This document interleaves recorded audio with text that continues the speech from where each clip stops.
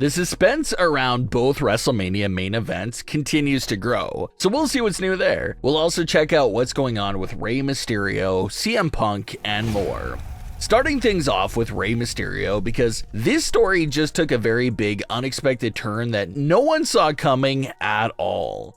Rey Mysterio and Santos Escobar recently met on Smackdown, and that was a pretty big match because that rivalry has been building up since November. So even though it had no actual stakes on the line, it still felt like a big match. Rey Mysterio appeared to have the match under control against Santos Escobar until a man in a Rey Mysterio mask appeared at ringside to cost Rey the match.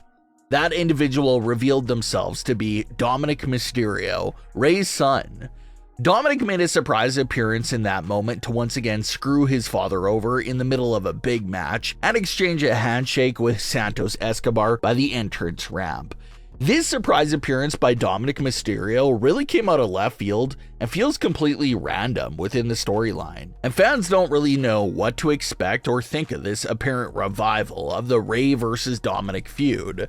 The first big obvious thing that fans wondered about after this moment was if we're about to see Rey versus Dominik at WrestleMania again for the second year in a row.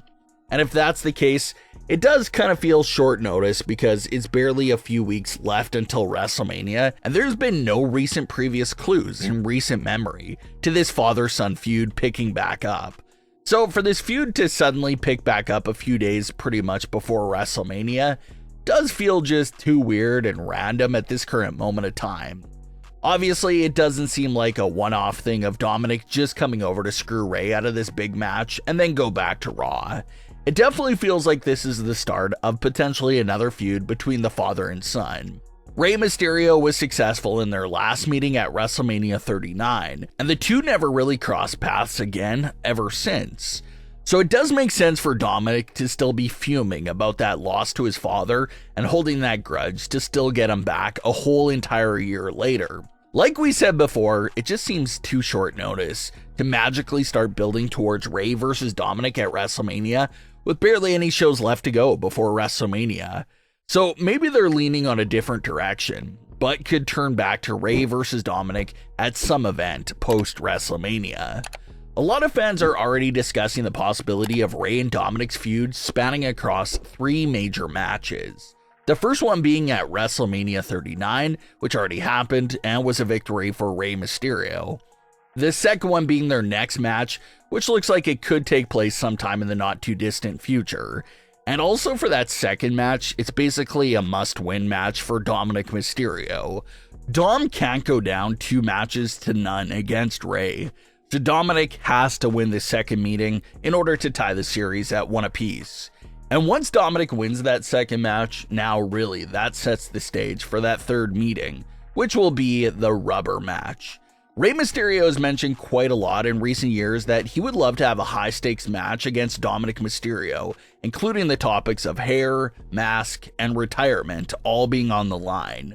Rey has said that he'd love to put his mask and legacy on the line against Dominik Mysterio's hair. So if this feud does end up going 3 matches, it does look like that third match is where we could see all these big stipulations start to come into play for the grand finale. Does Dominik get the last laugh and send his father into retirement by taking his mask? Or will Rey get the pleasure of shaving Dominik's head cleanly bald? Another interesting dynamic added to this situation came from Rhea Ripley. She quoted the tweet of Santos and Dominik dabbing each other up after they screwed over Rey Mysterio, and she posted one single thinking face emoji. Now, of course, that one single thinking face emoji could have so many different meanings in this very moment of time. Is Rhea Ripley glad that Dominik got another one over on his father? Or is Rhea Ripley actually upset that Dominik might have made this decision on his own, and maybe she's not too happy at seeing him dabbing up another faction leader? When you look at it like that, maybe that's what Rhea could be hinting at as well.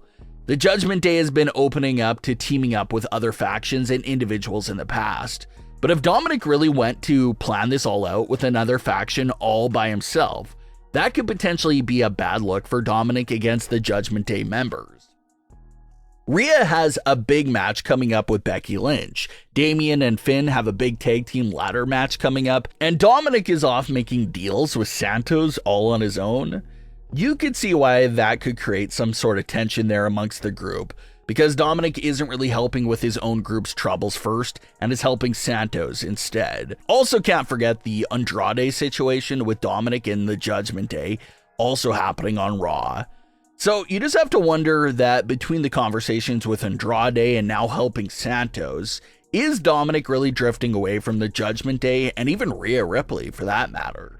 Either way, it seems like Dominik's most recent SmackDown appearance is about to take things in a whole new direction. CM Punk will be making his return to WWE on the March 25th edition of Raw. Punk has been out of the ring since suffering his injury during the Royal Rumble, and he was fully written off of television after Drew McIntyre attacked him. Punk just said a few weeks back that he wasn't rushing back to the ring, and how he was looking at a mid-summer return, best case scenario. But with Punk returning to Raw this week and with him also advertised for WrestleMania weekend, it has fans thinking that CM Punk will still have a significant non-wrestling show at WrestleMania. What that role could be is still a big mystery right now, but considering that Drew McIntyre was the one to attack Punk right after the injury, and how Punk already has issues in place with Seth Rollins, fans are wondering if his WrestleMania role could end up being something to do with the World Heavyweight title match at WrestleMania 40. CM Punk also teased several other things this week on his Instagram.